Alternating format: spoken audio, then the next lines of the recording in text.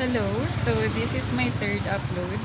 Um, so I'm gonna discuss a nugget of wisdom from a book that I have just bought recently. So here's the book, An Enemy Called Average, and it's by John Mason. And then um, I'm gonna talk about the nugget number 33. If in doubt, don't. So what this nugget of wisdom from John Mason says is that if you're in doubt, don't do it. It means if you have to compromise, don't do it. So you have to be 100% about something before you engage in something. So I will read a story from the book. It says, one day, a hunter came across a bear in the woods. The bear said to the hunter, I want a full stomach. The hunter responded, I want a fur coat. Let's compromise, suggested the bear, and then he ate the man. As a result, they both got what they wanted.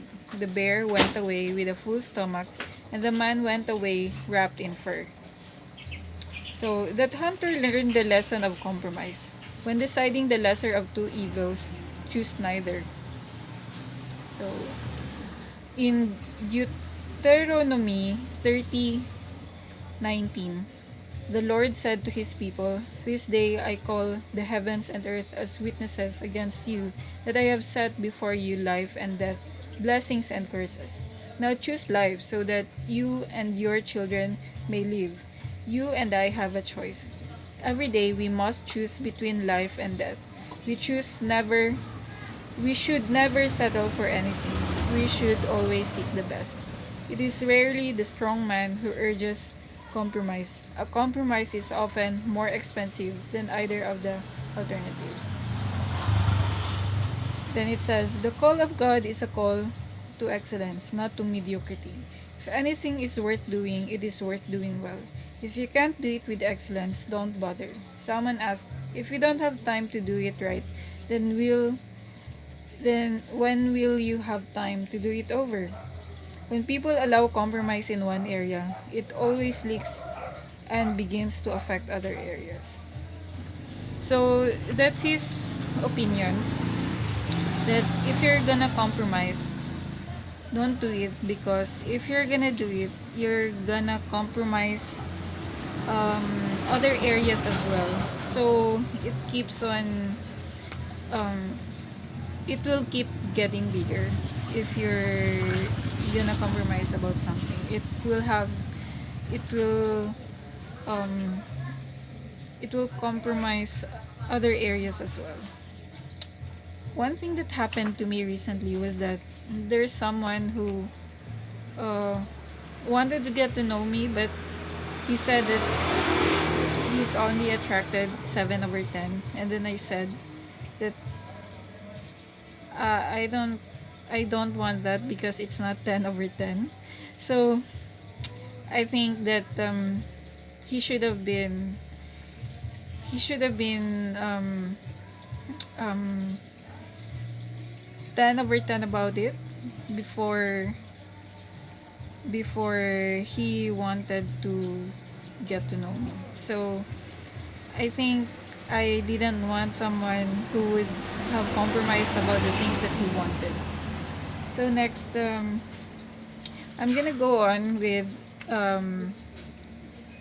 the things here in the book. It's very short.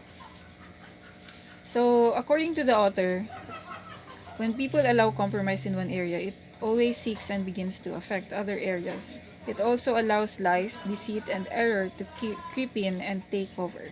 I know people who have turned from the Lord completely. Their troubles started with compromises. They began to give in to little things, which soon became bigger things. It wasn't long before compromise began to infiltrate their personal lives. Eventually, it overtook and overwhelmed them. In Proverbs 4, the writer warns us, ponder the path of your feet and let all your ways be established. Do not turn to the right or to the left. Remove your foot from evil. Don't allow compromise to creep in and destroy. You can't say, well, I'll compromise in this one area and everything else will be okay. Once it has foothold, compromise grows and spreads. What you compromise, you lose. Be a person of integrity. Guard your reputation and the reputation of Jesus Christ and His church. The only way others can tell that you're a Christian is from the fish symbol on your business card. Do us all a favor and leave it off. Take a stand today against compromise. So, that's it. That's it for a nugget of wisdom from this author named John Mason. Um, it says that it is number one Amazon bestseller, and it must have um,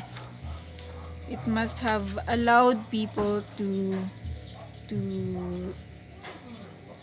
have to learn from it. Um, yeah, so that's it for today. Thank you for listening to what I have to say, and I hope that you have learned something, and I hope that it is good for your life. And thank you.